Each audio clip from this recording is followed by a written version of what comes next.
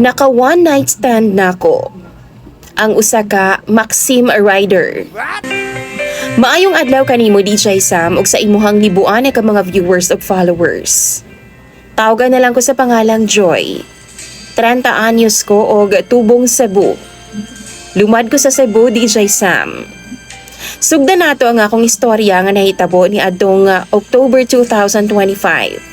Nahilig na lang jud ko og asa ko moadto DJ Sam, mag-book na lang jud ko og motorcycle or bisan kotse kay mas less manggod ang hassle. One time ni ana nag-book ko og Maxim Rider para kulon DJ Sam kay na ako'y i-deliver man good, which is na magugoy gamay nga negosyo. Nabook na ako ning tawhana, natawag na lang nato sa pangalang Roy. 35 anyos. Pag-abot pa lang niya, grabe. Na-attract dayon ko sa iya DJ Sam. Grabing humutag yun niya. Hilumon pag kaayo siya. Ug samtang gabiyahe me, wa gyud mi tingganay ana. Syempre di gud mi magkaila. Pag-abot sa drop point, imbes nga 70 lang ang plitihan, akong gihatag no 150 pesos. Usa ka oras ang milabay, nahuman na nako og deliver tanan. Nag-book na pod ko para makauli na. Unsa bang hitabua DJ Sam, nga nag-cross man gihapon ang among landas. Laliman kag si Roy lang gihapon ang akong rider. Mao to naka-decide na lang ko nga siya na lang ang akong kuhaon permi. Siya na lang po ang akong pamalihugan og deliver sa uban nga mga wa pa makuha nga items.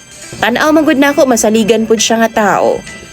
Nihangyo pud siya sa ako DJ Sam nga pagka Enero na lang daw siya kuhaon ako nga personal nga rider. Kay panigurado daw daghan kog mga orders.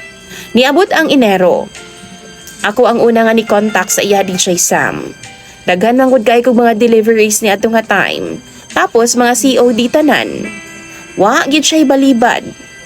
Unsa akong sugo sa iyaha adtuon niya. Bisan kaduha pa na siya magsigig balik-balik sa pin location DJ Sam, ma-deliver lang to. Iyaha gyud ng tiyagaan. Niatag pud siya sa FB account para assurance daw. Kay of course mga COD baya. Para daw musalig ko sa iyaha. Hangtod na human na og deliver tanan DJ Sam. Hapsay ra jud ang dagan. Last na mong kita kay Enero 12 pa to. Mao pud to ang last nga delivery niya. Months lang ang nilabay DJ Sam. Ga-change phone o ga-change number ko. Pero iyang number naka-save gihapon sa akong old nga cellphone. Wa gyud nako nagiwala DJ Sam. Feb 28 nakahinumdum ko niya. What if textan kaya nako siya? Pag text na ako, wa dayon siya mituo DJ Sam nga ako to. Nitawag jud dayon siya para makumpirma nga ako gyud. Grabeng chika na mo ato nga time DJ Sam. Like alas 9 na sa gabi tapos nangatug mi alauna na sa kadlawon. Kay dugay man mi nga wa magkita. Chika lang good about sa life namo. Kada tawagay gud namo ni Roy no, wa gyud siya laing i-mention DJ Sam kundi ang iya mga bayron nun. Mauda na hinungdan nga naga-sideline gidaw siya og biyahe og Maxim. Kada out gidaw niya sa trabaho kay di lagi daw enough ang iyang sweldo. Mao to nag-offer na lang ko sa iya DJ Sam nga pahulmo na ako siya kwarta. Wa ra po siya mibalibad. Niingon naman po na siya DJ Sam nga ikaw bahala good.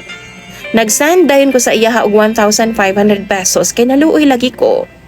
March 14, date namo DJ Sam og nagkita mi. Mag-uhay lang. Happy kaayo ko nga nagkuyog na gyud mi. Kay usahay man ko DJ Sam kanang magplano bitaw mi, dili gyud mag-uyon ang among mga schedule. Ga-duty siya, ako pod busy sa akong negosyo. Nagsabot ming duha nga magsamgyupsal na lang mi DJ Sam. Ako ang bayad. Ako ang bahala kay wa man daw siya kwarta. Nisabot ra pod ko sa sitwasyon niya DJ Sam. Kay sige gani siya pamroblema sa iya mga bills no. Grabe niya ka-sweet sa personal. Mas nisamot ang akong kaibog niya. March 18, nag-set kog day nga magkita ming duha. Kay gimingaw lagi ko sa iya ha.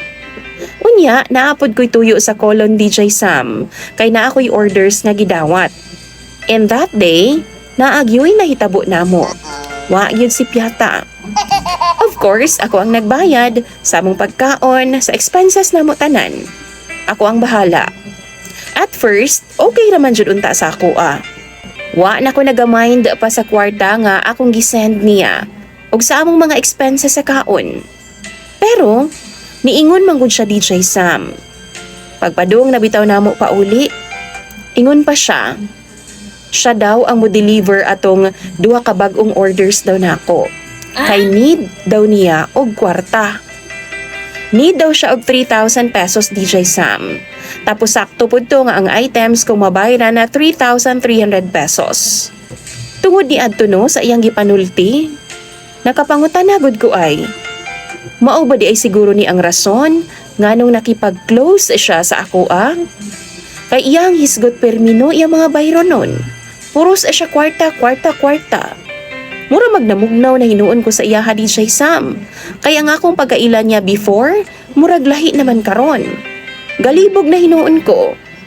Salamat kaayo sa pagbasa DJ Sam ug maayong adlaw. Palihog bi, tambagi daw ko ninyo ug hatagi daw ko ninyo og suhestyon sa comment section.